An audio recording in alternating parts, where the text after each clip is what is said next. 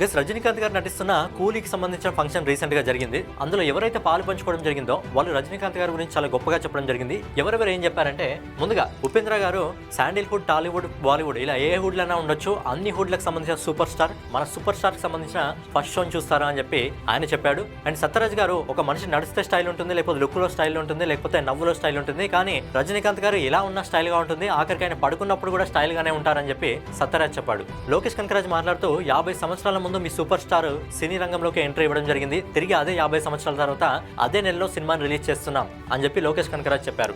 Producer Kalanithi Maran మాట్లాడుతూ Jailer సినిమాతో record maker అయ్యాడు, ఈసారి కూలీ సినిమాతో రికార్డ్ బ్రేకర్ అవుతాడు అని చెప్పి ఆయన చెప్పాడు. నెక్స్ట్ అమీర్ ఖాన్ గారు మాట్లాడుతూ, లోకేష్ కనకరాజ్ నా దగ్గరకు వచ్చి ఒక సినిమా ఉంది, ఆ సినిమాలో రజనీకాంత్ గారు హీరో అని చెప్పగానే నేను కథ వినలేదు, డబ్బులు అడగలేదు, ఏమీ అడగలేదు, జస్ట్ షూటింగ్ డేట్ మాత్రమే నేను అడగడం జరిగింది అని చెప్పి అమీర్ ఖాన్ చెప్పాడు. అలాగే ఈ సినిమాలో విలన్ ఎవరైతే నాగార్జున ఉన్నారో, నాగార్జున మాట్లాడుతూ 100 భాషలకి ఒక కూలీ సమానం అని చెప్పి రజనీకాంత్ గారి గురించి చాలా గొప్పగా చెప్పారు. సో డైలీ ఇలాంటి అప్డేట్ కోసం మన వాల్ పోస్టర్ ఛానల్ సబ్స్క్రైబ్ చేసుకుని బెల్ ఐకాన్ అయితే ఆన్లో పెట్టుకోండి.